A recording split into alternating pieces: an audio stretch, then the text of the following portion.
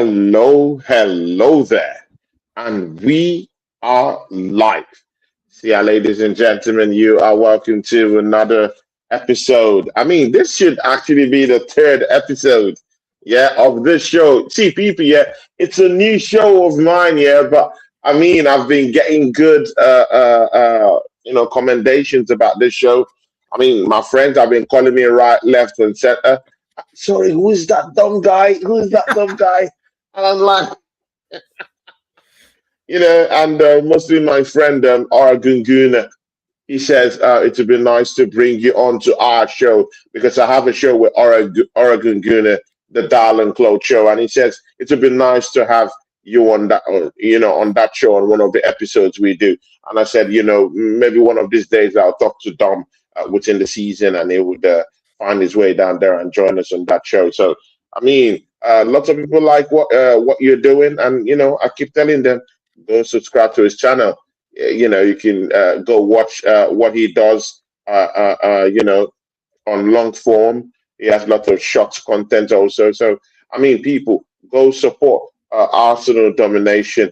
Dom is down there doing his thing, and of course, it is what it is. But lots of people have been, giving me good recommendations about this show, and I like it. I mean, me and you met, and we instantly decided the show, and it is one of my favorite. I look up to the show every week since we started now. So it is what it is, people. But people, yeah, it is what it is. My guy is here. My bro is here. No other person than Dom from Arsenal Domination. My brother, talk to these people, man. How you doing? Oh, what an intro! What an intro! That's cost me at least 20 quid in rides. Do you know what though, Tony? I really enjoy this show. I do sort of a few shows a week, and I'm a bit selective about what I do, and I really enjoy this one. And straight away, we did one show together. And I, as soon as you said, do you want to do a show? I was like, yes, absolutely, I do. It's and I think it's going really well. It's a really good hour, and I was gutted that we couldn't do yesterday because, I'm not going to lie, I won a couple of awards at work. Well, technically runners up, but I'm an Arsenal fan. We're used to that. But yeah, yeah, so true. We're used to that. We had to rearrange. But yeah, no, it's a great show. I really enjoy it, and look forward to this every week. So good stuff. Glad to be here. Good stuff. Straight from the football pitch, which is why I've got my Under Armour on. Yeah, exactly. And you got your tea. Oh my days, man! You got your cup of tea too, man. Yeah, it's cold. It's got in. It's freezing. Yeah, it's cold here. It's freezing. It's freezing here. Not as cold as it is where you are, but yeah. It's very cold down here, man. It's very, very cold down here. But of course, our heating systems actually work overtime and very, very, very, very, very high also. But Dom, there's a whole lot of things I need to pick out of you on this show today. But again, it's going to start in a very different way. Manchester City. I mean, I'm looking at the transfer market, and I'm saying this because I also know that even you too, you have that keen eye for the markets too, because a couple of your streams, mostly some of your short content that I've watched for some time now. Some of them have been talking about the transfer window. So you've been talking a lot about the transfer window and who teams can bring in, who Arsenal can bring in, or something like that. One of such transfers, have gone on, but on the opposite, and that's to the team that's actually chasing the title alongside us, Manchester City. They brought in Semenyo a week ago. Semenyo has hit the ground running at the football club. He scored a goal against Newcastle, and he scored another goal in the FA Cup. In the FA Cup game. He's looking good. Just today, they agreed a deal with Crystal Palace, and quickly, they've concluded that deal. Marc Guehi, former Crystal Palace defender and captain, is now a Manchester City player. Dom, what do you have to say? And I want you to speak extensively on this and what you think this portends for Manchester City, mostly with the way, Semenyo as a player, what he can really bring to that team, and the defensive solidity Marc Guehi would also be bringing to that team, and how it might affect our time to running with Manchester City. Yeah, I mean, look, first things first, I don't expect much business from Arsenal this window. I don't think any of the Arsenal journalists are expecting it at all. I don't think there are big finances there. I don't think there's the spaces in the squad without an exit for them. We're already having to leave big players out. But of course, you want players in of the quality of Semenyo and Marc Guehi. I'm not going to sit here and pretend that we didn't need either of those two players. Both of them are excellent players, in their own right. And I think Manchester City will be delighted with the window that they've had so far. But I also think they needed it. They have had big injuries at the back, as in it's not necessarily season-ending injuries for Diaz. I think he's 6 weeks, isn't he? But Gvardiol is out for the season. And I don't think they had the depth there that we did, which is why I always felt that they would finish behind us this season, and I stand by that. But you can't deny that Manchester City have gone out there and done really good business. They recognised they had a weakness on the wing, and they recognised they had a weakness at the back, and have brought in two Premier League proven, very good players. I wouldn't go, I heard someone say they're world class. They're not world class, but they're very good players. They're certainly Premier League ready, and all credit to them. They have spent a lot of money. Now, they've actually spent, I think, more than Arsenal have in the last couple of years. I haven't got the numbers in front of them, and I do think that overall their squad is still weaker than ours, but they have certainly done everything they can to try and get themselves back into this title race. And I think you have to applaud them for that. And I think it is still going to go to the wire. I've said all season that Arsenal aren't home and dry. They've been leading for a long time. That sort of lead has gone up and down, but I think there'll be ebbs and flows before the end of the window. I'd have loved to have seen Semenyo come in, because I think we need a starter on that left wing. I think that will be for the summer. I think probably Trossard will be the one to go in the summer, despite the good season he's had. I just think there's an age and the contract thing, but Martinelli may well be as well if we get a good bid for him. And I can see Ben White moving on, and that's where Marc Guehi, could have been a replacement with Mascara moving out to right back. Yeah. But I can, if I was Marc Guehi, funny enough, I would have actually stayed at Palace to the end of the season, because I think he's got his pick of clubs there. He's got the three big boys from City, Liverpool and Arsenal. He's probably got Bayern Munich and others across Europe in play. And he probably gets bigger wages, not that he's on bad wages at Manchester City. If this deal goes through, I imagine we don't know what they are yet, unless it's come out in the last few hours. And he gets a big signing on bonus. But he's gone to a really good club, and one where he feel he can start. I always felt Arsenal were probably not going to get Marc Guehi, because I think he's got to get past Saliba and Gabriel, and good players Marc Guehi is. I don't think you break up that partnership. Whereas at City and Liverpool, he will probably go in there and he can start, or certainly feel he could start there. The Arsenal's big chip there was, we do play a lot of games. We've shown that we're starting to rotate much more this season, which would give him some game time. And additionally, it keeps him in London. Like Declan Rice said, a part of the reason he wanted to go to Arsenal wasn't just speaking to Mikel Arteta and felt the club was going somewhere, but it was important for him to stay at home. If that was where Marc Guehi was, I felt that was Arsenal's trump card, because they were at the disadvantage in terms of likely starting positions. And I don't think they were necessarily starting 11s anymore. You see much more rotation, but I think it's undeniably a really good one for City, and I think it gives them a real boost in the title race. But I still stand by my prediction early on. Hey, Sparks, good to see you. Yeah, big ups, Footy Corner TV. How you doing, brother? Hope you're good. Of course, Dom, your guys down here. I mean, we're chopping up. We're just really sitting down here and chopping up on this topic of Manchester City scooping the big boys in the league. Dom, in the course of that monologue you had down there, I'm sorry for calling it a monologue, but that's what it is. Yeah, sorry, I went on a bit. But I thought it was important to start that's what it is. That's what it is. Yeah. Big up to Sparks TV. Make sure you subscribe while you pop in, people. Make sure you subscribe and of course, watch me and Dom do our thing. Dom, you said particularly they're not world class players, but they're good players. Could you specify more on that? Because I'm looking at a player like Semenyo, and he walks straight into.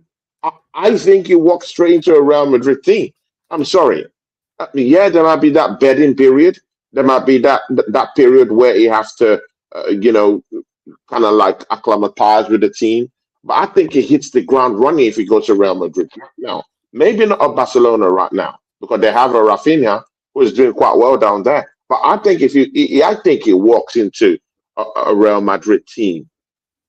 I think he I walks think into a. so. I think he gets into a squad definitely, and you know, in I that sort think of. so. I think he's in that Yeah, 2-3 top wingers because he can play on either side. I don't know if he necessarily yeah, starts in Real Madrid. I mean, Vinicius, you'd have thought starts on the left. I can't think who starts yeah, them on the right now. You know, yeah. Rodriguez in there, but he I may think be he moving walks on. into Liverpool. I think he walks into Liverpool too. I think so. I think they've got a bit of a problem down that left-hand side. I think, you know, Yeah, for City, I think he's better than it. Depends on where Foden plays. He sort of play it slightly sort of more central in that sort of wing position. But he certainly is. He certainly is one of the top. You know, if you look at the squad and go, is he in the top 15 players of those squads? Yeah, I think then absolutely is. And you know, Sparks and I were talking yesterday that if it got to the summer, you know, I think Arsenal had a real chance of getting Semenyo and Marc Guehi because, you know, Semenyo reportedly, and we've got to say reportedly because you've got to take these things with a pinch of salt, you know, was asking if Arsenal would be interested in giving guarantees he'd be after them in the summer. We couldn't give them those guarantees.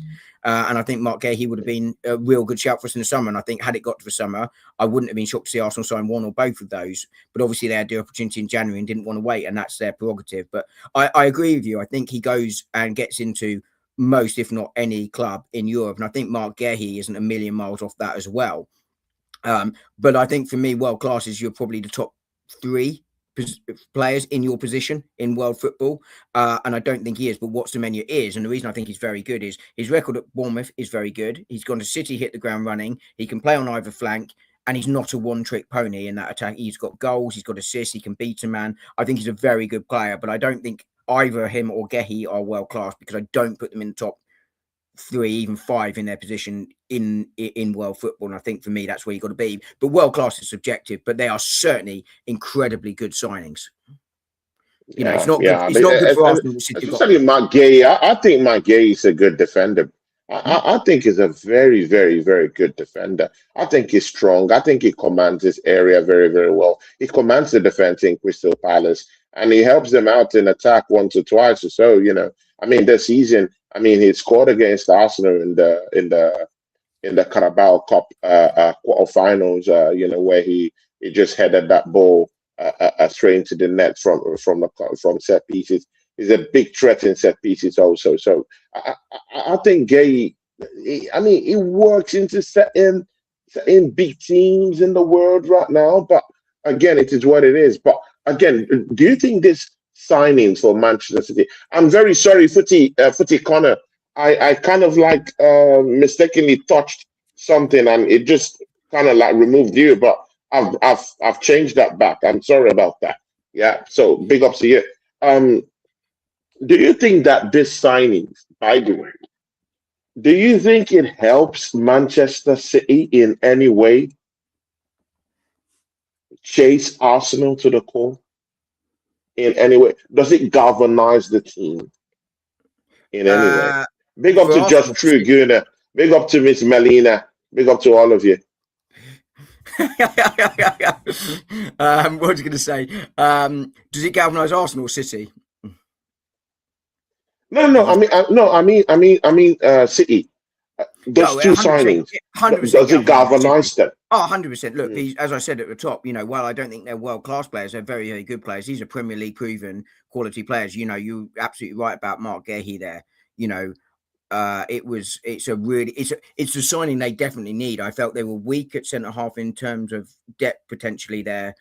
You know, I wasn't compared to us. I'm comparing them to Arsenal at that point, but he, you know, he definitely had something to say. He can play on the right or the left side of that back two, either in the two centre halves. You know, he's strong. He can play out. He's a really, really good player. I think I'm more bothered about them signing him than I am about Semenyo, funny enough. But I'd have definitely taken both at Arsenal.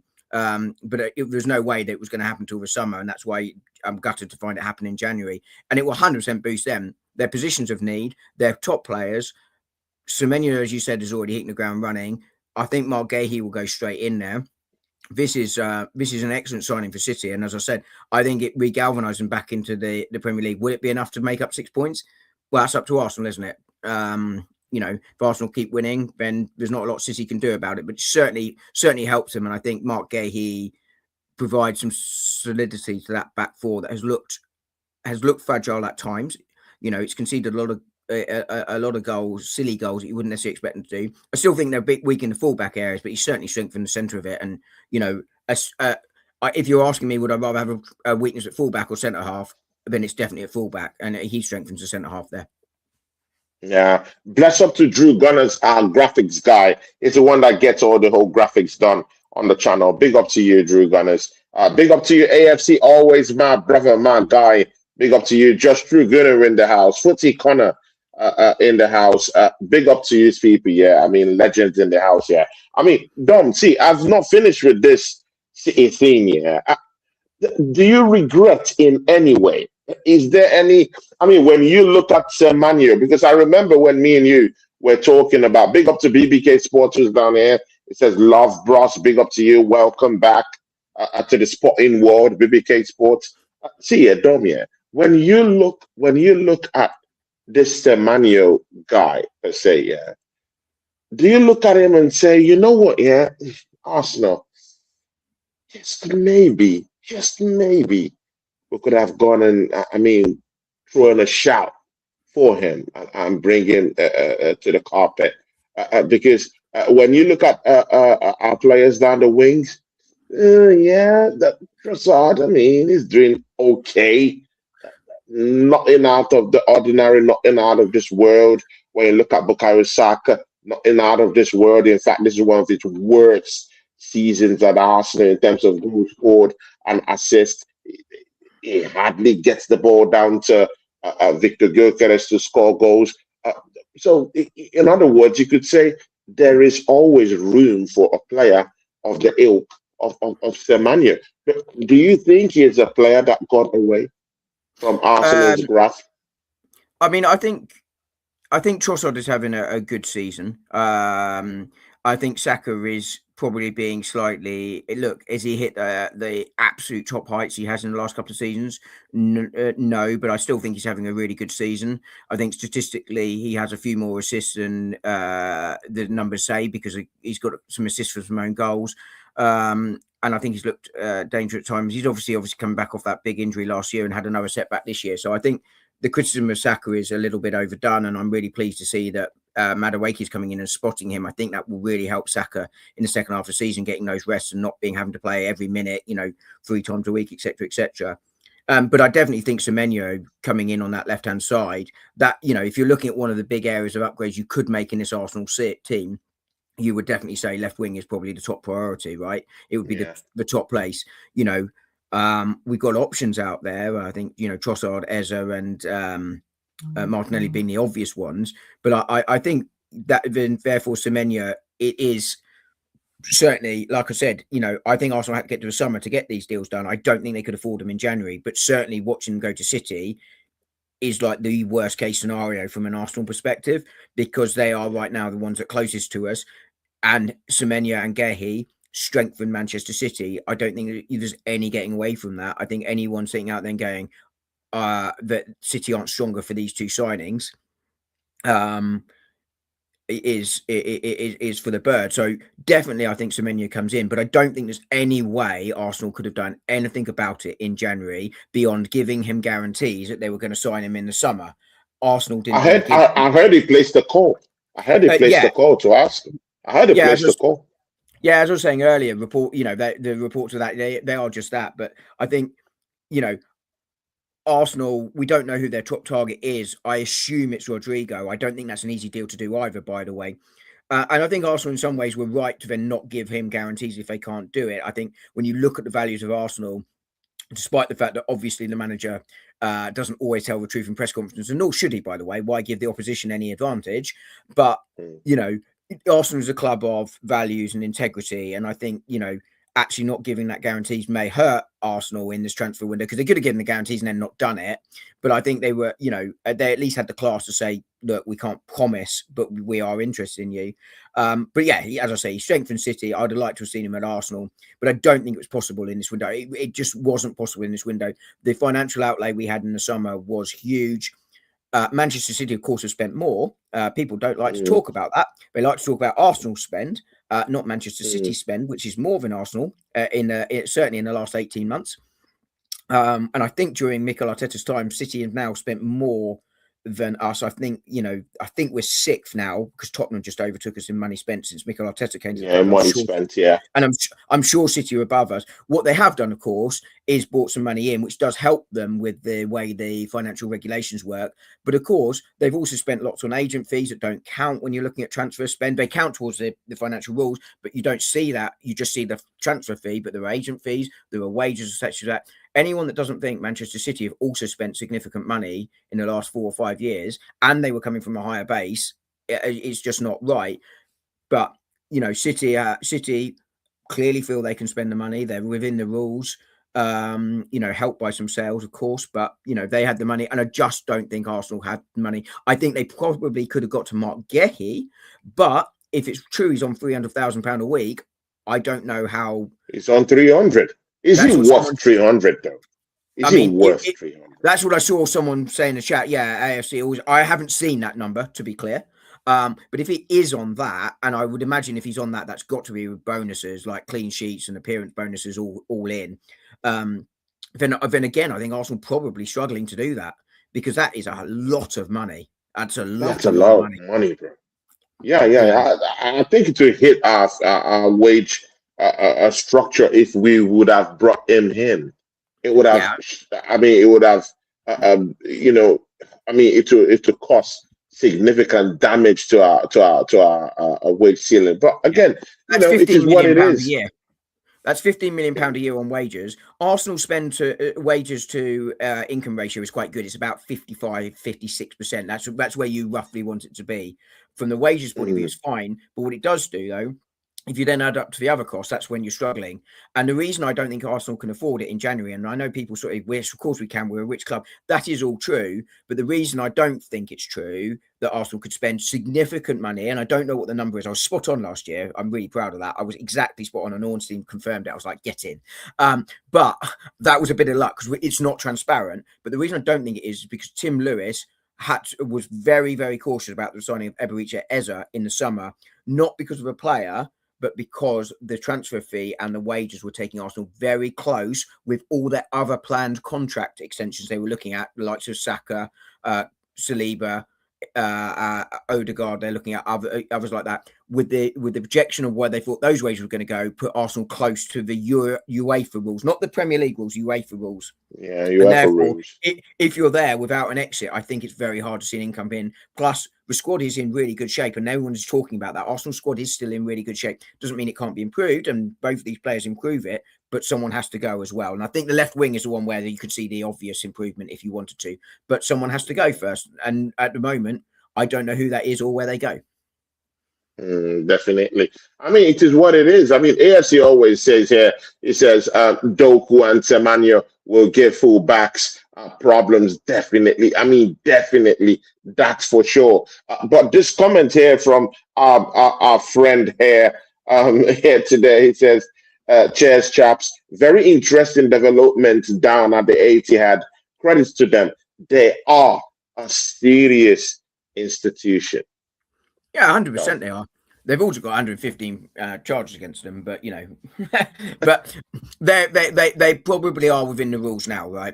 I'd have thought. My personal view is that they broke them early on, but we don't know that. We'll see what happens. They are just allegations at the moment, but City's spending is serious, but they also are. Just because you're spending money doesn't mean you're going to be successful. Just ask Manchester United. Just ask Spurs. Doesn't mean you're going to win trophies. City do generally spend the money right, and there's no getting away from it. As AFC always says here, these are really good signings, no question. I'm These are jealous of really this signing, good no signings. question. No question. And of course, here today says, indeed, we are up against the PSR. Now it's referring to Arsenal. And it says, we have virtually no player sales income, unlike City. We had to take in copy as a loan to buy as a result. Dom said it straight down there with here today. Yeah, exactly that. Look, I mean, look, player sales really help because you can put them into 1 year and you can amortize the incoming over 3, 4, 5 years, whatever the contract length is. It's not the only thing. As I said earlier, you've got wages, you've got income from match day revenue, prize money, lots of things go into it. But certainly sales exit massively help you. And City have had a significant advantage over Arsenal from that point of view. But they've also, as I say, they spent more than Arsenal. People don't like talking about that. Yeah, that's true. Okay, enough of City, people. Enough of City. Definitely. I know these are big signings. Yeah. I know these are big signings. I know these are, I mean, I know we have to look at this in secondary spaces because we have to now watch our backs, which means Arsenal need to be very, very consistent. Yeah, because we're 6 points adrift. If we win all our games, in which that's impossible, we'll definitely drop points. But if we are consistent enough to win most of our games, we don't have to watch our backs. We just simply have to win the games and win the league. How about that? But again, Dom, I'll bring you back to our matchup against Chelsea in the EFL Cup semi-finals. Bro, take it away. What did you think about that matchup, bro? I mean, the first thing I said before the game was you want to make sure you exit this first leg very much in contention. If you can win the game, amazing, but try not to lose it. And if you don't lose it, you should be able to go back to the Emirates and win it. So I think Arsenal are in a very strong position, having won at Stamford Bridge. I think it's really important for Victor Gyokeres to get the goal he got. Arsenal scoring goals probably should have had more. Good save from Sanchez, of course, to deny Moreno. Gabriel also having chances. Arsenal had chances to score more, but I don't think you can complain when you score 3 at the Bridge. I think defensively they'll have been disappointed to concede 2. Slightly unfortunate Zubimendi slips sort of helps get Chelsea an overload there on that first one, but the second one they've got to be very disappointed with. I think, I don't necessarily blame Kepa for the first one, albeit, Sparks and I were talking about this last night at Footy Corner, but, I think Rare saves that because he's a more agile keeper, and I think he gets across quicker and gets himself set because he's quicker on his feet than Kepa. But I don't necessarily hold Kepa at fault for the first one, but the second one, he's either got to stay and let his defenders deal with it, or he's got to be stronger there. He decides to come. I think it's the wrong decision. And then having decided to come, I think he's weak and Chelsea sort of get the goal. So I think Arsenal really disappointed to let Chelsea back into that. They should have won that game by 2. I don't think winning by 2 puts it to bed, but it makes it incredibly difficult for Chelsea to get back into it. Chelsea will feel they've got a chance at the Emirates, but I think Arsenal have got to be seeing that over the line in the second leg. They're the stronger side for me, and I think they're in a good position here. They now need to see it out, and I suspect they'll be facing City in the final if they do.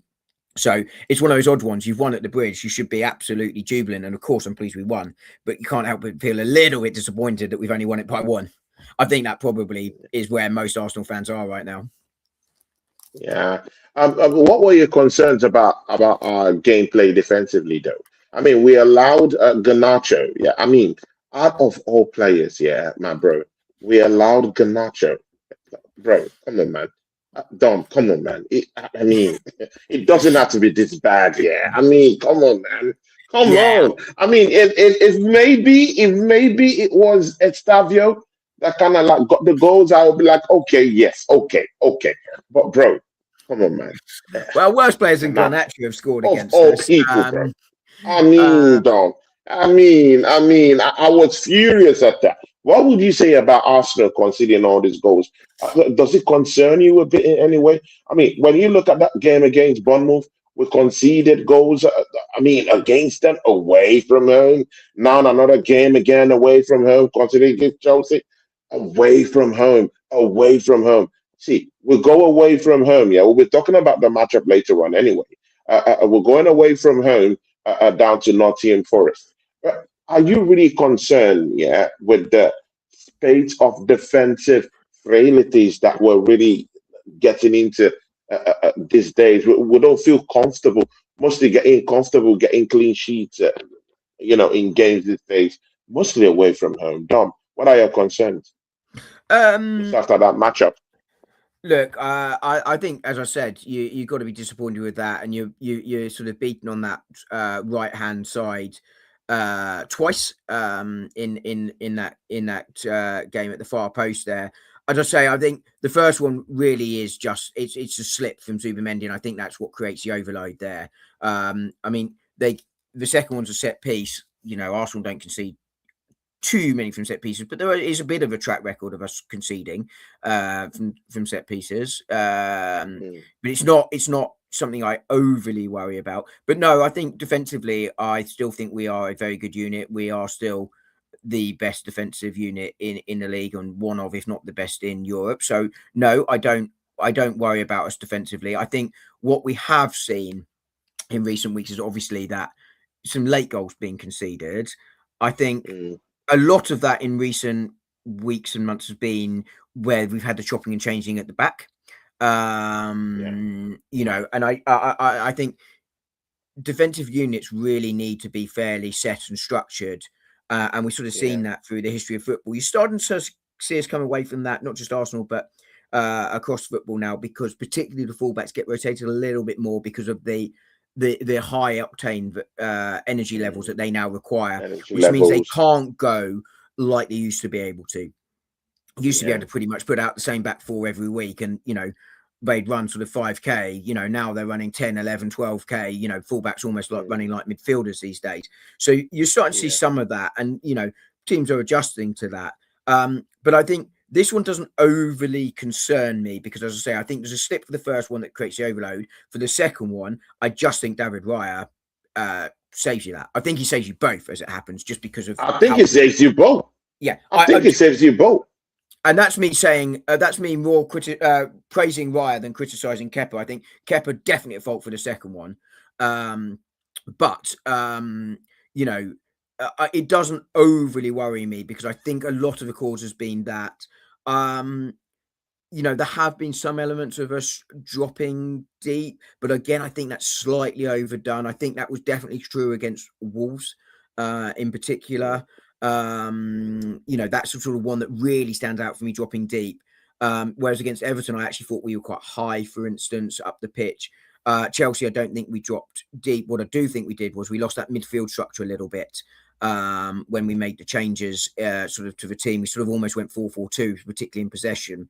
And I think that just left us when we lost the ball a little bit stretched there. So I think that sort of, I know we conceded from the set piece, but it became a little bit more of a basketball game rather than sort of the pressure sort of going on and on and on. But I think it was interesting to watch what Arsenal did there. And it was really interesting as well how high both our fullbacks were yesterday. I don't think that helped. And I think that's something Mikel Arteta might need to watch is how high. You're in Timber. I was talking about this earlier, how difficult it is to play left back. Ben White obviously plays high as a right back, much higher than you're in Timber. But Timber generally is yeah, quite a deep right back still, even though I think he's improved yeah, his offensive game significantly this season. He was very, very high on that left side, very high mm, against Chelsea. Leaves a very lot high. of gaps in behind there. And again, I wonder whether that's just an area we might need to look at. But overall, this is a defence that doesn't generally concern me at all. I think there are At still all. some elements of the attack that do. I don't think it helps the way the opposition play against us, but we've got to find a way to move the ball quicker at times. We are still too slow at times. And I've spoken about this before, that we're too slow early in games. We don't go hard Yeah, enough. And given the attacking quality we have on the bench now, I can understand it when we had the attacking injuries, that you don't necessarily have the game change. You might want to protect them a little bit, grow into the game. But I think with the yeah, attacking options we have on the bench now, we can afford to go more gung ho. And we're seeing Saka rested as an example. yeah, He doesn't play 3 games a week anymore. So why can't he go mm, hard for 2 games? And I'm not picking on Bukayo Saka. I think this is a tactical thing. And mm, I understand the tactics, but I do think that that's somewhere we could change and go harder early. And I think when you look at City, generally speaking, I'm making a sweeping statement here, they go hard early and they can cruise through second half sometimes because they've got that cushion, whereas we're doing it the other way around. yeah, yeah, definitely. And of course, I mean, you just pinpointed. something about Jurien Timber. I mean, overlapping and I mean just sticking in there, you know. But again, yeah, Estavio. I think if Jurien Timber wasn't really what I consider the best complete defender in the Premiership right now. That's how I like to look at him. Yeah, I think there would have been certain situations where we would have been in real big trouble in that game against Chelsea because of the sheer technical ability, the sheer natural skills that Estavio guy had, man. I mean, Estavio, dangerous player. I think Jurien Timber did his best to keep him just a little bit at bay. I think he'll be more dangerous at the Emirates Stadium because definitely he would want to score, want to put Chelsea up back there. But again, Timber was just up high down there. And when you have fast-paced players like Estavio with such natural abilities that could be very fast in counter attacks, you know, and they sniff attacks quite easily. You know, it could be detrimental. If Jurien Timber wasn't fast enough, would have been in lots of trouble. And again, and I would also fault Mikel Arteta's tactical approach to the game, mostly when we were 3-1 up in that game, bro. I mean, I It's think you should bring in Nordgaard to shut things up, shut things down in the midfield. How about that? I mean, instead, I'm seeing Gabriel Jesus. I'm seeing an attacking a player like Kai Havertz coming to the game too, and is now tucked into midfield. It makes it more hard to I mean, to keep the midfield together, innit? Well, I find it interesting. So I think I actually don't think Havertz did play midfield. I think out possession he dropped back into that, but I almost think in possession we were sort of almost playing 4-4-2. I think he was trying to see what happened with two up front. And I think Victor Mm, Gyokeres being substitute I thought was interesting because he was playing really well. And my theory, and it is just that, and we'll see what happens tomorrow, is I think originally Gabby Jesus was in line to start tomorrow's game against Forest. I wonder mm, if because Victor Gyokeres scored and then got the assist and got his tail up, whether the decision was made to take him off so he starts tomorrow. We'll find out tomorrow. That's just a theory. But I find it really interesting because I agree with you. Tactically, I would have gone at 3-1. Brilliant. Let's control the game a little bit more. let's We shut don't it have to down. drop deep. We don't have to drop deep because we still got the attacking players there. But Yeah. let's control the game a little bit more. I agree, Christian Norgard coming into that, or Mikel Moreno if you want. But I find it really interesting because I agree with you. I think that's exactly what you do. Arsenal criticised, overly criticised for me. It's true at times, as I was mentioning earlier, for dropping deep. Sometimes, I mean, we're criticised against Brighton. Brighton are a good team that can hurt you. They can have spells, and we dropped in, and they got that goal. It was a really good goal, but that was the last thing they did. But again, the criticism we dropped deep. It's like, no, Brighton had a 10-minute spell where we dropped deep because they were playing well. Good teams will do that. They can do that to hurt you, and good teams will then react and defend well. It's really interesting, though, that he makes attacking changes in this one to try and go and win it and make it 4-1 and do the tie. That's what I think he was trying Yeah. to do. But I think he would have been better off doing what he normally does and trying to shut out the game there. But I think I think you're exactly spot on. But isn't it interesting that he's criticised all the time for that? And then, as I say, rightly, I think in this, he's then criticised for not doing it and doing what Mm, fans have been calling for him to do. But I agree. I think I would have gone with Norgard or something like that, and I would have gone with the 2 6s there. I think with yeah, hindsight, not taking definitely. Rice off might have been a mistake. But equally, we talk about getting players a rest and what have you, and Declan Rice coming off was um, it gives him another 10-15 minutes rest when we thought the game was done. I can't remember when he came off, but you know what I mean. But yeah, I Yeah. agree with you. I think he should have shut the game down. I don't think it was a time to experiment in that game, but I do find it very interesting that is, as I say, a valid criticism, but he Yeah. does what people have been asking him to do all season, and then he gets criticised for it. I find it very interesting. And But, look, I think but I completely get you. I completely get it. But again, if I mean, Mikel Arteta is no more a baby manager, for crying out loud. Is an experienced mm, manager now, and he's had title challenges under his sleeves right now. So let's get that out the way. He's no more a baby manager. Yeah. So mm, again, the semi-final. yeah, of the Carabao Cup. It's not the kind of I agree. game you're to do those kind of experiments. Yeah, I mean, sometimes you have to stay true to what you believe in. At times, and sometimes, yeah, you just have to shut the game down. Yeah, Yeah. and it's because of these inconsistencies in his in-game management that sets me alight. Yeah, when you're meant to bring in a defender, bring in one more CDM and enforcer in the middle of the park, and then the one time you don't, You bring on I mean, you bring on the oh, bring I on mean, the one time when we're leading 1-0, he does these things. Yeah, when you to go more, when you to go for for more goals and power more pressure, on the opposition. Yeah, and then you do that. Yeah, and now when you've gotten 3 goals, you're 3-1 up. I mean, where is the? I mean, I was asking that question in a shot I did. I said, where is the in-game management, bro? That's where you need it.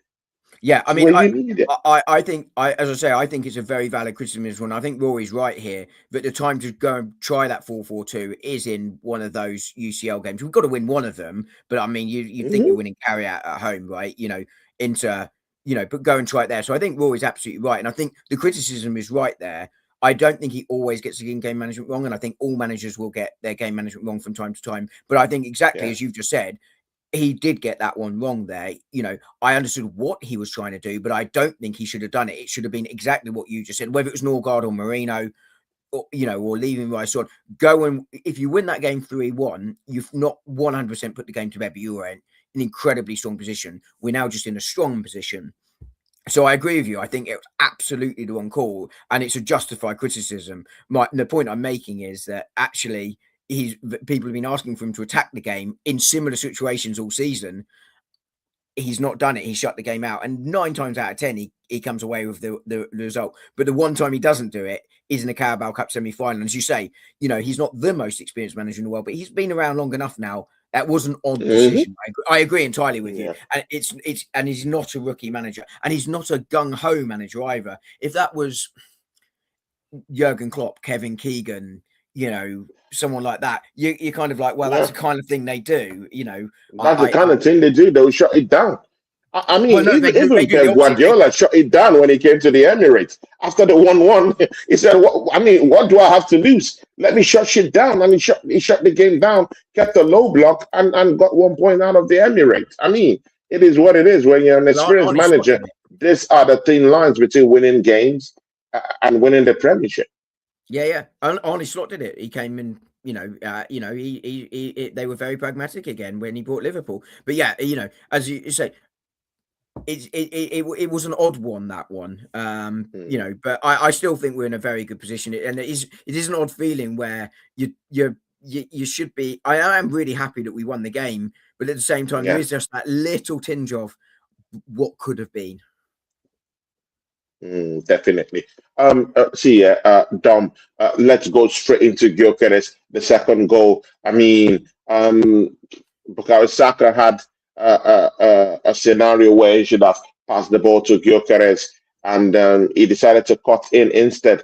And I mean, threw his face away at Gyökeres, and Gyökeres was being pissed off. And He was over pissed the off for a good weeks, 20 yeah. seconds before he scored. Yeah. And again, I would like to look at myself, yeah, as one of the fairest podcasters out here. Because I'm a fair guy.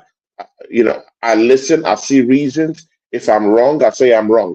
Over these weeks, yeah, I've heard people like Rory, I've heard people like Josh, I've heard people like Oregon Guna, my friend. I've um, I've also heard people like you also in some cases talk about how the system hasn't really well fitted Victor Gyökeres in terms of getting those passes ahead to him. Rory has been a very big proponent of that too, of that idea, that these passes are not getting to him. I witnessed it with Saka on the day in this Chelsea game. It was simple. Get the ball across to get. I mean, just pass it along. to Gyökeres to finish easily, but he didn't do it.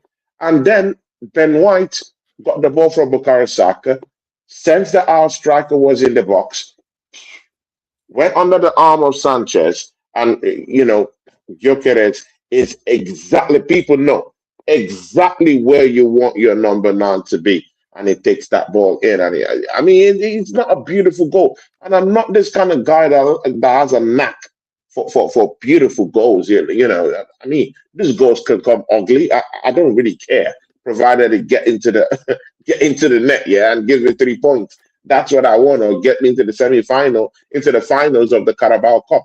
It's good and okay. But again, what did you sense when Gyökeres was celebrating that goal and Bukayo Saka came around him? It actually kind of like pushed him aside and went to celebrate with Benjamin White. Did you see that? What did you read in that situation? Do you think we should start reading something into that same situation too? Or was it something like you would say, nah, it's just the boys doing their thing, just the lads? I think it's extraordinary. I didn't see it like that though, but I would like to hear from you. Yeah, I mean, look, I don't read anything into a celebration, to be honest with you. I think he wanted to get to Ben White. I think he was probably annoyed with Bukayo Saka. You could see it in his reaction when Saka didn't pass the ball. I think I would just slightly clarify the position where I was with Gyökeres. So Gyökeres doesn't fit the Arsenal system. If you look at the Arsenal system, it suits the Kai Havertz, right? A striker coming deep. The reason I wanted Gyökeres was because he's not that, and it gives an alternative option. And I like the fact we've got 3 different strikers with 3 different profiles. But what I have always said is I've railed against Gyökeres not being targeted enough. Arsenal actually in the Premier League are the second highest through ball players. In the league. Now, you'd expect the likes of Arsenal to be higher because we're more ball dominant, therefore you'd expect us to be there as opposed to, say, Wolverhampton. But we are playing through balls, and Gyökeres is one of the 3 to 5. It was 3. I think he's just dropped out of the top 3 now. Most targeted forwards, and I'm talking number 9s and wingers here, for being targeted with passes through the lines in the league. Now, stats only tell you one thing. Where I've been critical of Gyökeres is that I don't think his movement has always been. It's been a little bit lethargic and a little bit critical, predictable at times. But I've also criticised that sometimes, although he's being targeted, he's not necessarily being targeted quick enough. There's a touch and then it's there. Whereas actually, if we got that ball quicker, I wonder if we'd have more success rate in finding him. So I think just to nuance that sort of view I've had on Gyökeres there. But I think that's starting to come. What I did see Gyökeres do, and I thought he didn't do it very well against Liverpool, but I thought he started to do it better in the previous game, and I thought he did it really, really well against Chelsea. Was the runs were less predictable, they were more intense, there was more purpose about them, and you saw that in the goal. Not just for the goal, he gets lucky, the ball goes under his leg, under Sanchez's arms, and gets to him. But again, he's in the right place. But he was in the right place, more importantly, for when Saka should have played the ball. What I do think is, as well, Saka should play the ball, right? There's no question about that. But I wonder if Saka thinks, I'm so used to him not necessarily making that run, that he was expecting to pull it back to him.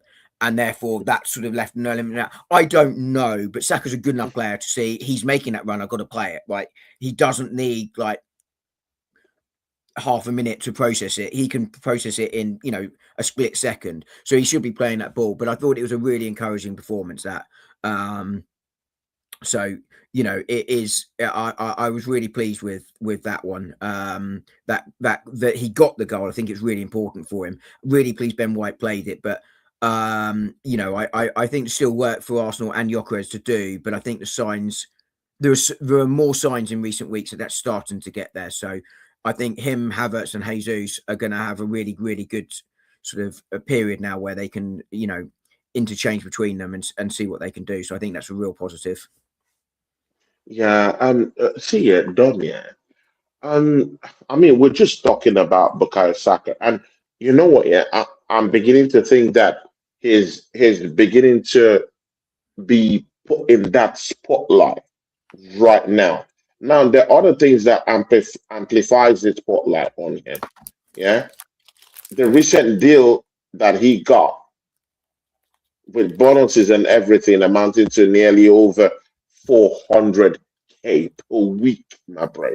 Yeah, you know what? Yeah, I don't care. if you are paying a player up to 400K per week, I'm sorry, you should be giving me Kane numbers. You should be giving me Rafinha numbers, bro. I'm sorry, bro. You should be giving me those numbers. You should be giving me Yamin Lamal numbers, bro. I'm sorry. That money, it's big, it's huge. Do you think with what is going on with Gyokeres? I've looked at so many blogs. I'm seeing people slagging out Bukayo Saka, and even with all this slagging off of Bukayo Saka, yeah, I used to come to his defense most of the time because sometimes I think most of these things at times it could be racially charged at times. Sometimes it could be racially charged, but I'm looking at it differently right now. I'm seeing real reasons why someone would say, you know what, yeah, because soccer is selfish. I think it's greedy. I think it's this. I think it's that. And I'll sit down there, yeah, and I'll say, I think they're right because Why do you think? Why do you think that, Tony? Why do you think he's greedy? I mean, I've watched him this season. Yeah, I've seen him have lots of chances to send it down to the attacking player, and he hasn't done that quite often. He usually likes to go on this. Of course, it's in his turns, all those turns, cutting in, and then he just kites the ball most of the time this season. I mean, 2 seasons ago, a season ago, yeah, he would get the back of the net, but this season is always kind of quite high. And again, in most situations, he could just lay the ball off to an oncoming player, and easily they get the goal. So I've been seeing moments of I wouldn't say greed, but I'll say moments of selfishness as a player that I don't necessarily like, with Bukayo Saka. And the criticisms are coming for him, and I cannot say, yeah, I mean, I can't argue with it in any way because his form has dropped. He's not scoring goals. His goals output has dropped. His assists have dropped. I mean, it is what it is at the end of the day. But Bukayo Saka is not Bukayo Saka this season, and that worries me because every other season he has always been the guy to always bail us out, score goals, deliver magic out of nothing. And he can still be that player. I think he has it in him. He can still be that player. But again, when you give that kind of a player before the end of the season a deal of a lifetime, yeah, until 2031, will be earning nearly 400 and 400 plus per week, and you're not really giving us the numbers right now. What are the assurances after getting that deal that you're gonna throw those numbers towards Arsenal's way and improve your gameplay generally? Yeah, I think it's interesting. I mean, I don't look. Has Bukayo Saka hit the heights of last season? No, I think there's been differences in how he plays. I think that's partly because he's recovering from that injury. He's not quite got that explosive pace. Will that come back? I don't know. Probably not. But equally, I think he's brought different parts to his game. But I think he's certainly down on his numbers. You're absolutely right. I think it was 26 from something like 38 games, goals and assists last season. In all competitions this season, he's at 13, I think it is, from about 25, 26 games. I might be slightly off, but that's not going to be far off on those numbers. And I think there are a few reasons for that. I think one is obviously his minutes are down. We're seeing him subs more in games, which I think is absolutely right because we've got the likes of Madueke now. But also, I think the attack has become more balanced to the left-hand side. He's also obviously had a couple of assists chalked off because they've been own goals. I don't understand why the player passing the ball in that caused their own goal doesn't get an assist just because it's not their player, but that's how the stats work. It's how the stats work. So I think from the stats point of view, they are down. There's no question. They're not quite as down as they appear, but I think there is that balancing in the attack. But I do think he has lost a little bit of that pace, and I think he hasn't hit the standards that he has in recent years. But I also think his standards are still very, very good. They're just not where they are in terms of the wages. There is that risk. As soon as you do that, does that mean the Yeah. player loses that little bit of hunger? Does the player lose a little bit of form and not get it back, etc., etc.? It's always a risk when you give a contract. But I also think the importance of Bukayo Saka on the pitch is huge. The importance of Bukayo Saka to the fans is massive. And the importance of Bukayo Saka to the club, therefore, is absolutely huge. And he is worth that investment. From my point of view, because of what he brings. 100%. But there is I always that agree. concern. And do I think that Bukayo Saka will improve in the second half of the season from the first half of the season? I do, absolutely. I think he will get stronger as he recovers from that injury. I also think the fact he's being interchanged with Madueke far more will ironically help him, because I think he's going to be fresher going into that second half of the season than the first. But I do, I wouldn't necessarily call him selfish, but I think he's not quite making the right decision as often this season as he has previously, and things aren't quite falling for him. But I'm not concerned about Bukayo Saka, but I think anyone thinking he's hitting the heights of where he has in the last 2 or 3 seasons is mistaken. But I do think all of those things I've sort of spoken about there kind of do impact that, and we may never see him do those same numbers again, because of that balance. Well, I say that because we might go back to the right side dominance, but you look at last season, everything was down the right side. The season before, everything was down the right side, to the point that sides just shuffled their defence across to the left. Their left, obviously, our right, and crowded that space out. But he was still good enough to get that there. Now we're seeing the ball go the other way. At some point, I think that will probably mean that he's going to get more space and will get some of those goals he's not quite getting at the moment, and more assists that he's not getting. I think as Victor Gyokeres improves, and I think he will, that will also help get some of those numbers up as well.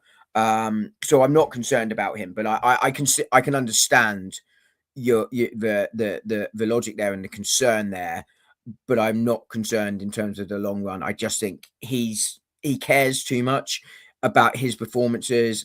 I think he cares too much about the club to sort of not find that form again. I really, and I don't think his form is horrific, by the way. Okay. But that lack of pace isn't helping, right? That doesn't help, of course. If you're defending, the main thing you're scared of is pace, because if there's space behind you and the player is quicker than you, there's not a lot you can do once they get on your shoulder. Exactly. There's not a lot you can do. Talking about not a lot you can do, Arsenal go away from home to Nottingham Forest.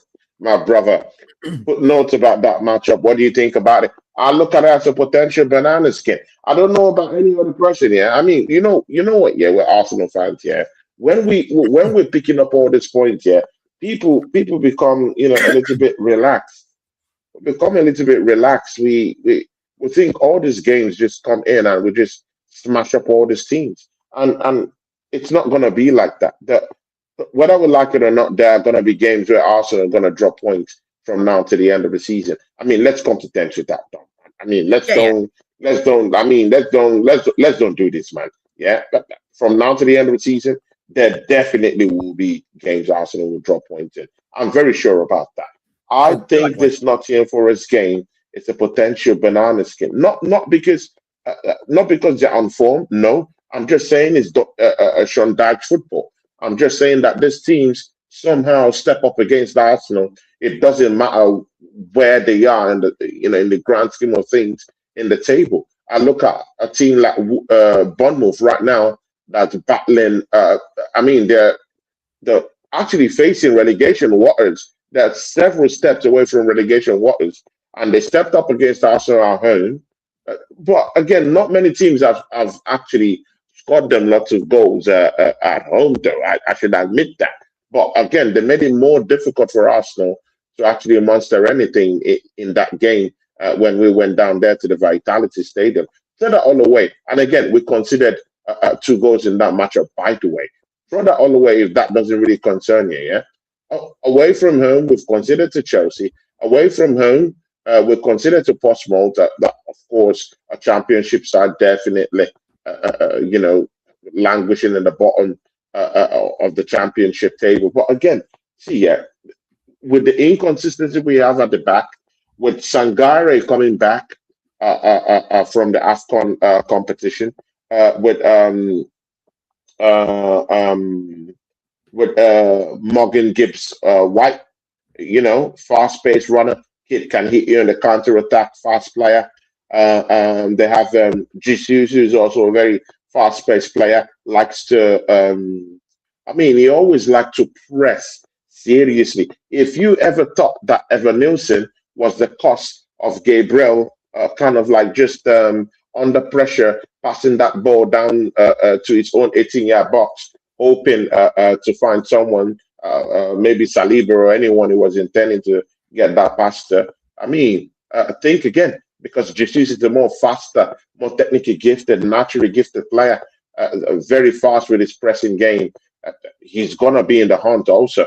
We also have a player who has a vendetta against Arsenal, or Mario Hutchinson. All these players, when they get dumped by Arsenal, they always have something. There's always a big grudge against Arsenal to get back at Arsenal. Dom just go several years back to Adebayo, when Adebayo, donned the shirt of Manchester City. And he ran all that.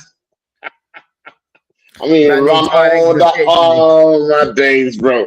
Just to show that that vendetta, that hate. I think of Mario Hutchinson with the way we dumped him out of the the carpet. I think he's coming for blood, and he's a very fast-paced player, naturally gifted, technically gifted. Also, they have Anderson, who's down the early. Anderson, very good player, also could step up also against Arsenal. Murillo, who always steps up against big teams. They stepped up against Liverpool. They beat Liverpool at Anfield 3-0 people. This team can step up in big games. Easy as that, people. Easy as that. Murillo, tall, big. He's a great defender. They have players that can hurt us. Sangare is now back now, so that gives them a complete that completes the jigsaw for them to go for this game. That's what I think. Think up to the Waffle done. Forest, they've been odd this season, haven't they? They've sort of done better against the big teams. They smashed Liverpool at Anfield. City only just got past them recently, so they have sort of almost done better against the big teams than the sort of so-called smaller teams. I'm not sure Omari Hutchinson was dumped out of Arsenal, was he? Was it? I thought we offered him a contract and Chelsea offered him significantly more, and that's why he went. Was it? But am I mistaken now? Maybe, or did we sell him? I can't remember. But anyway, I'm never too worried about that sort of thing. I think players will have their motivations and they'll be what they'll be, and look, you've got to manage them and you've got to manage the game. Really clearly, game plan is going to be from Sean Dyche tomorrow. We're going to get men behind the ball and we're going to hit on the break. We're going to target the left back area because that's where the space will be, because that left back, whoever it is, will be high up the field. We'll try and get after that there. That area, because every team has its weakness, and that is the area where the space is. So Arsenal are going to need to be aware of that, and I think from an Arsenal perspective, this is the bigger game of the week. You look at the two Premier League games; they are more important than Champions League game, right? If you're gonna, I don't think you fully rotate against Inter. You don't want to go there and get smashed. Mikel Arteta will want to take it seriously and test himself in the San Siro.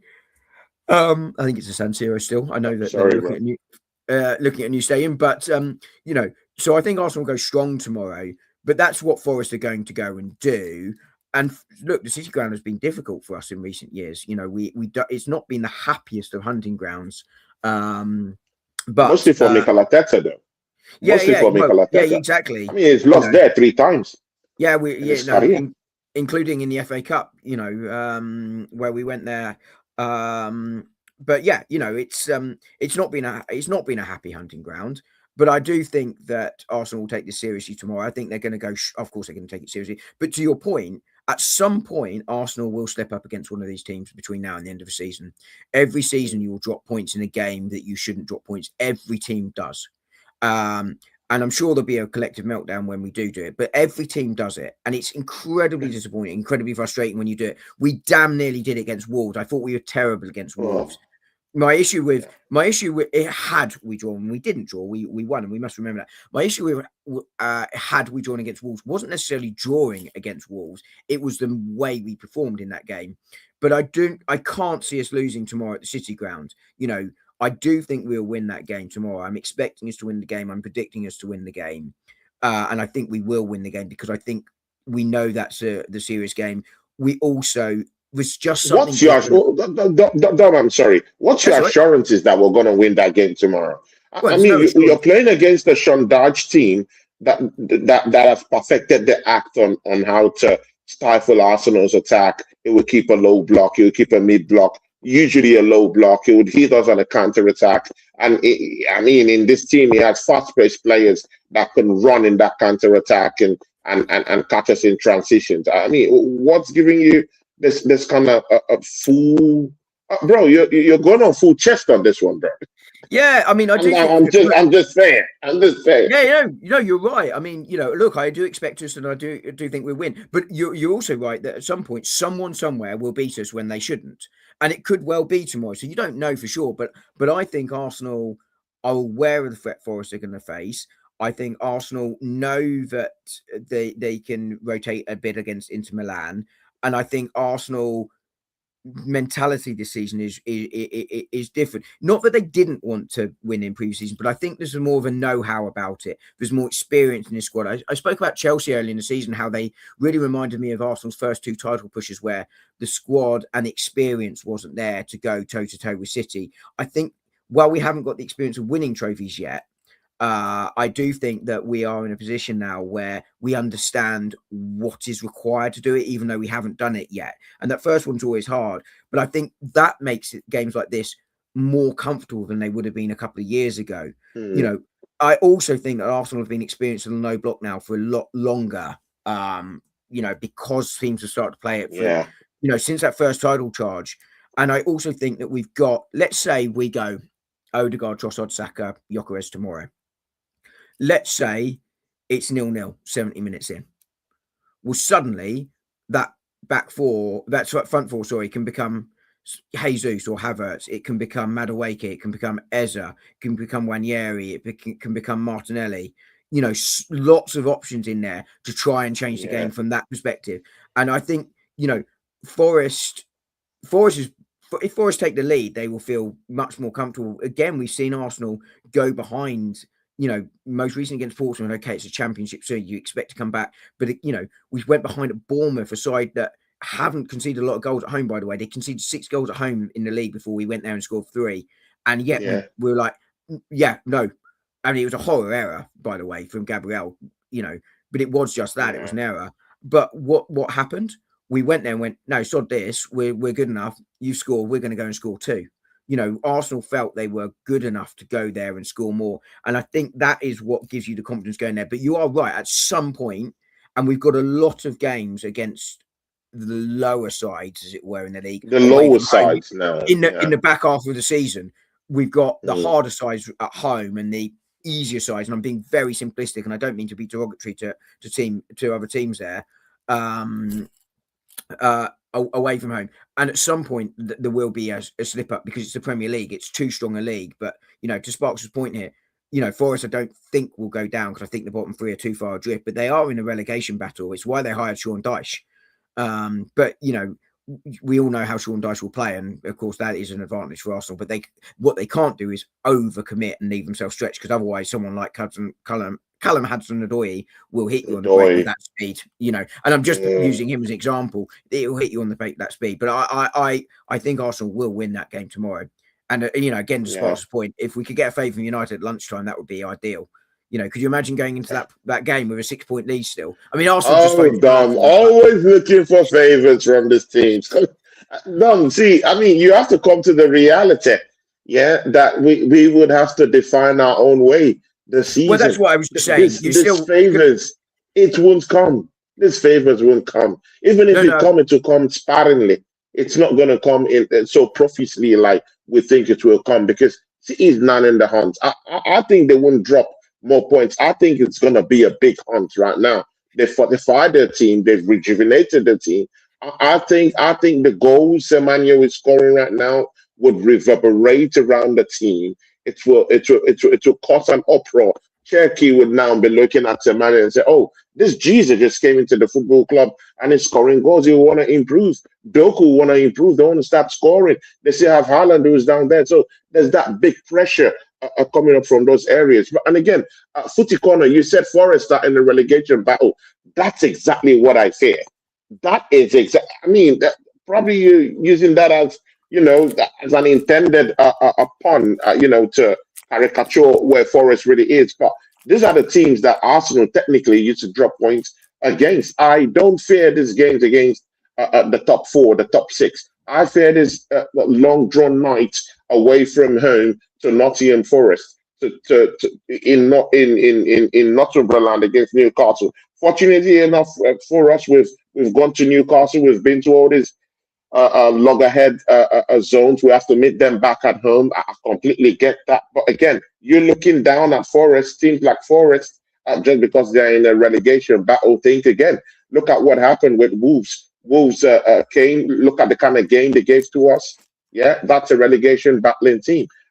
Look at Everton. They're not in relegation. They're a mid-table team. Look at what they gave to us. They battled us. Even if they had a couple of players in Diaye and Gaye go to the AFCON competition, they still ran us to the ground and made sure that we paid for that 1-0 win that we took away from the Messi side.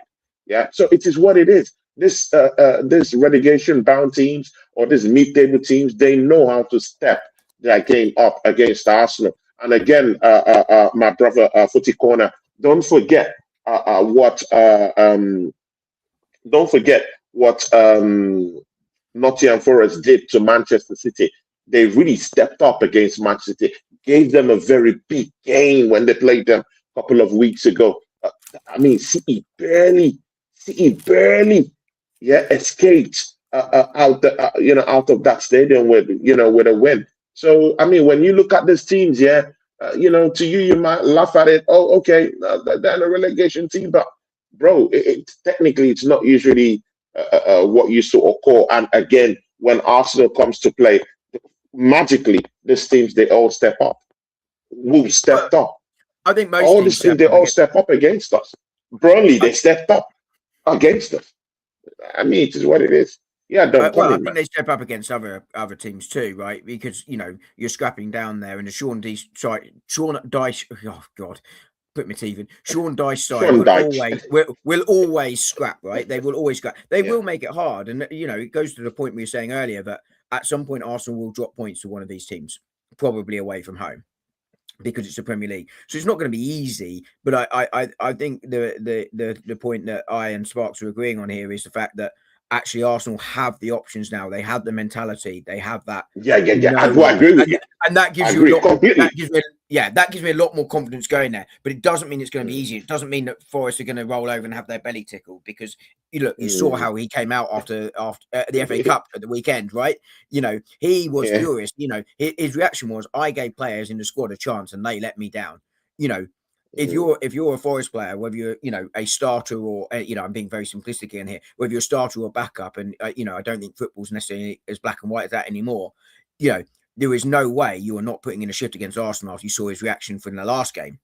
So they're going to come out, but I think Arsenal should be too strong, and Arsenal have the options to change it. And I think they've got the confidence to go there and do it. But if they go, I think when you look at Wolves, my thing against Wolves was their attitude was wrong. They thought it was going to be so easy. There's a big lesson there, and I think Mikel Arteta will be pushing that home tomorrow. As I say, hopefully, you're right. We've got to have our own destiny here. Hopefully, City lose at lunchtime or drop points at lunchtime. But I think Mikel Arteta's message to them will go and make it count. We didn't do it against Liverpool, but that was Liverpool. They're a very good side. Yeah. Forest need respecting, but let's go and show everyone that we've got 9-point lead. Conversely, if City win, let's go and restore our 6-point lead. And I think there will be an incentive there. But Arsenal concentrate on what they concentrate on.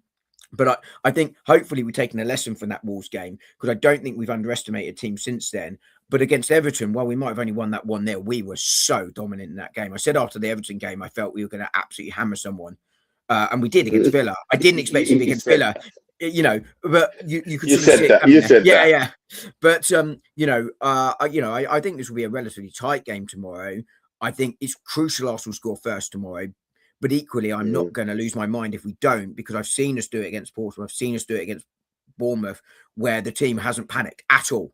And at that, I all. think, is a really good sign. Good Obviously, a sign. better Yeah, sign is I not going behind completely in the agree first with that. place. Yeah, I certainly agree with that. See, yeah, we'll soon be leaving. Yeah, but we know Sean Dyche is going to. I mean, there's going to be a blockade in that 18-yard box. We notice. Yeah, I mean, it's Sean Dyche football we're talking about here. Um, do you think that we need someone of the ilk of Eze to be in this matchup? Who could be able to draw out these players? Is a moment player. Is a guy that can give us magic out of out of nothing. He could draw players along to him. He could take them one-on-one, technically gifted player.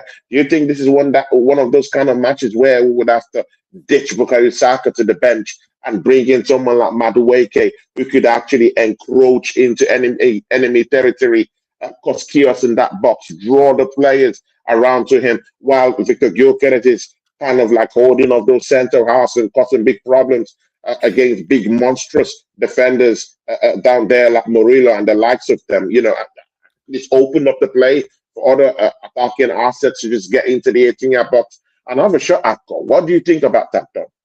Did you get hold of my preview that's coming out tomorrow morning? Did you get an early No, advance copy? no.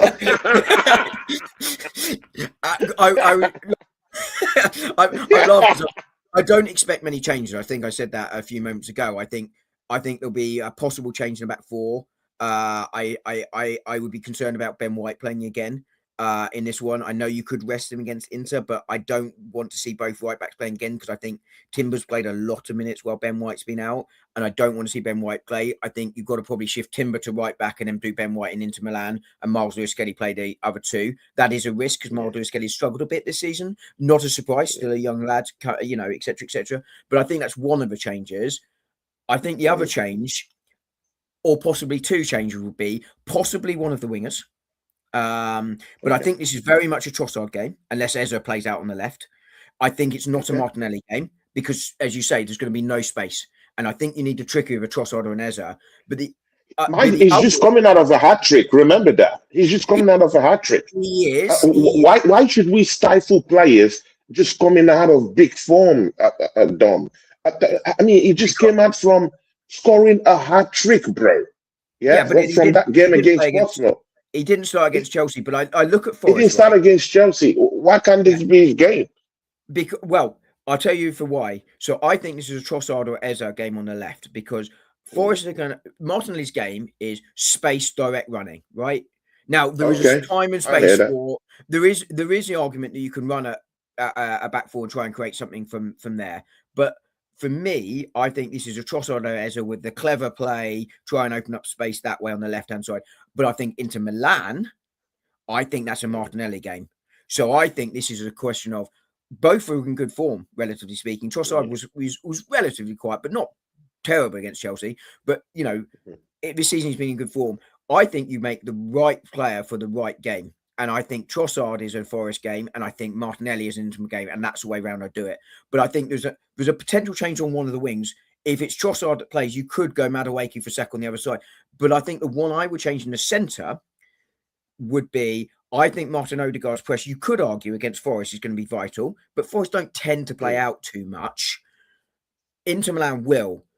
I think give Odegaard a game and rest in one of those games. And I think Forest is one. I don't necessarily think this will happen, but I'm pretty sure this morning in the preview when I recorded it for tomorrow, is I think this is an Ezra game because sometimes when you're trying to break down that low block, you want the magic moment, man. Ezra is not he's not a consistent player. That's not his game. He's a moments man that makes magic happen. But equally, you can have him not have a stinker, just not really be in the game much, because of the type of player he is. And I just think this tomorrow could be an Ezra game. For me, I would have Ezra in the 10. I don't really mind on the right-hand side who plays, possibly Madueke or Saka. I think one plays one plays the other, Inter and Forest. And then I think you have Trossard for this one on the left. So my three changes, if I'm making them, would be probably Madueke, Lewis-Skelly, and Ezra. They would be the three changes, and Odegaard, Saka, and Ben White coming out of the side. Obviously, have you started having concerns about Odegaard? No, not really. I didn't think he was particularly impressive against Liverpool. But I think he is starting to come back to his form. I think he's starting to get the confidence back shooting again. We're seeing those touches be. I know people say he's a bit slow in the touch, and sometimes he can be, but I think players like that can be anyway. But I think he's laying the ball off much quicker. I think the one thing I do want to see him do more, and I think this is something Eza did really, really well when he played for Odegaard, is be higher up the pitch. Be Yeah, higher be up the high off pitch. the pitch. Yeah. What I don't mind though is a little bit of rotation with Zubimendi. As in, Zubimendi's coming forward and Odegaard drops in as the cover, because I think Zubimendi's going forward this season has impressed me far more than anyone thought. He's already got record goals and assists, and I know it's not just goals and assists, there's the eye test as well. Zubimendi's been playing fantastic. But actually, that unpredictability I don't mind so much with, if Odegaard drops because Zubimendi's gone ahead of him, I don't mind that. But when Zubimendi's deep, I want Odegaard further up the pitch. That would be the one thing I do want from him.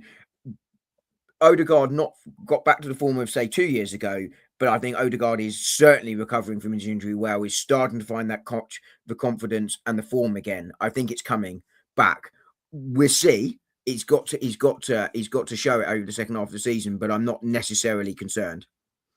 Yeah, ladies and gentlemen, with that, we'll come to the end of the show. 1 hour, 22 minutes, people. Dom needs to drink water, people, man. He needs to rest. Yeah, how about that? Yeah, he needs a rest. Yeah, so well, Mikhail's not man needs a rest. But before we go, you will have to put your neck on the line. Pause on this one. Yeah, what is your prediction for this matchup tomorrow? Sparks, what did I say yesterday? I did a late show with Sparks yesterday. You did a late show, yeah. Why am I not getting notifications? I have to go to your channel to scribble through your lives. I don't get no notifications. It was on his channel, but I think I said 2-1 because we normally do a show on Tuesday, but it wasn't well, and obviously we were going to do a show yesterday, but I had to go to work and I was late back. So 2-1, I think I said. But yeah, what about you, Tony? What do you think for tomorrow? I think 3-2. I think we're still vulnerable at the back. I still think we're too shaky. I still think that we're still coming to terms with getting back our best positioning at the heart of that defense. Of course, the injuries to Gabriel and Saliba a little bit have truncated that fluidity just a little bit. And the mentality is a little bit shifting away, but it doesn't mean it's still intact. But I still see a little bit of gap down there, and I'm not really very sure away from home that will keep clean sheets. So it's definitely not going to be a clean sheet. I definitely see them scoring goals. I see Arsenal dominating play. I see us keeping the ball possession in a way. But again, I still think that Dutch football is engineered towards getting quick transitions and engineered towards a fast counter-attack. And by the way, they do have players that could be that fast. Austin Odoi, Gibbs, Morgan White, Omari Hutchinson. They do have the diver himself, Jesus, down there with them. So, and these are fast-paced players. Jesus presses. He presses like a dog, people. That guy is fast. It's quick. He has natural ability. He can dribble. It's a very tricky one, that guy. Yeah, and he dives. Consciously, subconsciously, voluntarily, anything. Think about anything. He dives a lot. So these are very, very dangerous players to have, around. So, but again, I think we'll win the game. It's going to be a bloodbath down there at Nottingham. I think it's going to be 3-2. We'll win, but it's going to be one of those games we're going to come out with scrapes of bruises and valor, tale of wars. Just think about your typical battles, that you have in space of football. That's going to be a big battle. I think they're going to step up against us, but will be too much for them. I think so, but they're going to score goals against us. I definitely think so. But we'll take in all 3 points, hopefully, and we'll definitely hope that United. I hate begging. Yeah, I hate begging rivals like Man United. I have deep-seated dislike for Manchester United. Mostly about all the whole trauma they cost me as a kid. Yeah, as an Arsenal fan. But again, it is what it is. I don't think they're going to do us any favors. at all. But it is what it is. If they pull up something out of the heart, good and okay. I don't see that at all tomorrow. Against CE. But if they do, I mean, glory to God. Yeah, how about that? But in our game, I see us winning, and I see us keeping that 6 points gap. But it's gonna be a hard fought one, man. There's gonna be bruises. There might potentially be injuries. Sean Dyche is gonna come in. I mean, he's going to use every tactic in the book to try and truncate everything we do. I mean, that's just how he plays. He's done it with Everton. He's done it with bro. He's done it with all these teams that have come to stink up the place. Against us. He's done it with Burnley, and people. He's sticking it up to big teams too with Nottingham Forest. I mean, look at what he did to Liverpool at Anfield of all places. So it is what it is. Let's see what happens. Yeah, they're definitely, as we said, going to be up for it. And there's, as we said earlier, there's going to be games that we drop points because it's the way it goes. But yeah, hopefully 3 points tomorrow. And I think the City Manchester United game is going to be a real interesting one because United, obviously, we don't know what they're going to do with their new manager and what have you. But hopefully, as we say, I'll always take a favour, but as we also said earlier, you've got to just look after yourself because it's the only thing you can do. You can't control what others do. Yeah, you can't control what others do. And yes, to confirm, just to say this, Footy Connor TV, big up to you, yeah. And you said they got players back from AFCON. Yes, they do have a player back from AFCON. His name is called Sangare. Sangare is back from AFCON competition. Mind you, he scored a wall there before he left. I mean, a shot from outside the 18-yard box. Yeah, I mean, was that not against Man City? No, it wasn't against Man City. It was against Tottenham Hotspurs. Yeah, very, very, very ferocious shot from outside the 18-yard box. Yeah, Oh, and it he's doesn't back. count if it's Yeah, against Spurs. that was against Spurs. Yeah, it has to be No, it Spurs. doesn't count if it's against Spurs. It doesn't count, right? I reckon I could score Sangare against is Spurs. back. Of course, I mean, he'll bring them back that little bit of sanity back to that midfield. I think that they've lost touch of it since when he's gone. But again, notwithstanding, Arsenal will still be the superior team tomorrow. At least that's what I'm hoping. CPP, yeah, thanks for everything. Thanks for the chart. Thanks for your contributions. I really, really, really appreciate you guys showing up for us. I really like this show. I'm getting to do with Dom. As Putty said, Dom has been dominating, and I really like that. I mean, it's not. I mean, it's not a problem if he does. I mean, Dom is someone I can really, really admit that he knows he knows his football, and I'm not this kind of person that's proud. I would like to learn more. I would like to understand more. That's how I see these things. I'm not here for pride or for any of all that stuff. Yeah, I'm here to have immersive conversations and enlightening ones too, and to understand perspectives, mostly from other people who could also understand more about some certain systems, about some certain things deeper than I know. So this is what it is. I I get enjoy excited talking Dom's Arsenal. company. I count him as brother and friend right now. So it's all good, and it's just nice that I have you guys here coming around here and showing us love. So it is what it is. Big up to you. Yeah, I need it was a joke. I need it was a joke. You can tell. Do you have anything coming up in your channel, my bro? Yeah. As I say, I had if anyone's sort of interested in sort of slightly more tactical videos, as much as you can do in sort of a 3-minute short, but I had one on the left back situation, how hard it is to play in the Mikel Arteta system this morning, which I thought I personally found quite interesting, despite the fact I was talking. So, but I actually find it an interesting topic, is what I meant, rather than necessarily what I had to say on the subject. But yeah, and there's the odd preview out tomorrow, but I have a short out every single day pretty much on something Arsenal related. That was today's. Tomorrow's obviously the preview, and we'll see what the rest of the week brings. but yes, that's one's live, the other's out tomorrow. So yes, how about you? You must have stuff coming up. You should tell your fans. Tomorrow, see people, yeah. I mean, you guys know, yeah. I'm a full-fledged European referee in floorball. We call it salibandy down here in Finland. Yeah. So I have some couple of games coming up tomorrow. Some senior games in floorball. So I have and it's an European game. So some certain football floorball clubs from Europe, Czech Republic and Switzerland are coming down here to Finland. So I have to ref those games. I have about 3 shifts. So it's going to run through part of the first half of the game. So Baggers might be here, he might start the show. Then I would join him later on. And then and then on Sunday, do you have the VAR? finish.